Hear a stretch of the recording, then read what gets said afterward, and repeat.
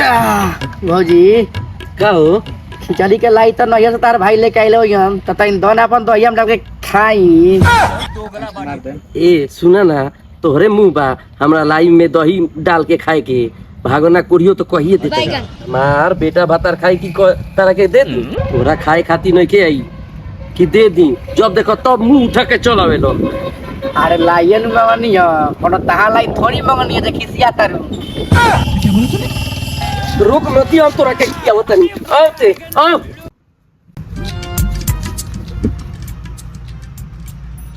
लीजी खाई हमार भाई बड़ा प्यार से ले आइलो अपने जीजा जी के खाए खाती हमार छोटकी बहिनी अपने हाथे पड़ले बिया। ओहो बड़ी सुंदर लाई पड़ले बिया अपने नियर होती होती क्या बोला तूने?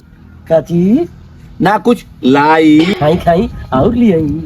अरे हाँ हो जब छोटकी बहन पार के भेजले बिया तहा तो एगो का 5-5 गो खा जाए जा और लिया वो ठीक बा जा।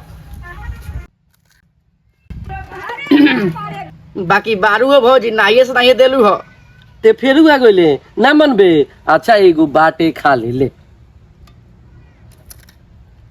भौजी लागत तो तार बहनिए पड़ले बिया का क्या बोला तूने? ओकरे खानी होती होती बा। काची कहले हो अरे ना कुछ लोइया कोने लोइया।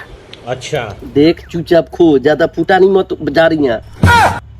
अच्छा भौजी कहता नहीं कि तार बहनिए ना भाई काहे जावा बहुत दोगला बाटी तोरा उससे क्या मतलब बा कि आई कि ना आई। अरे ना भौजी ऐसा ही पूछनी हो मने मतलब का बात सियान हो गई तो तनी दोनों ना मारवा समाचार पूछ ली।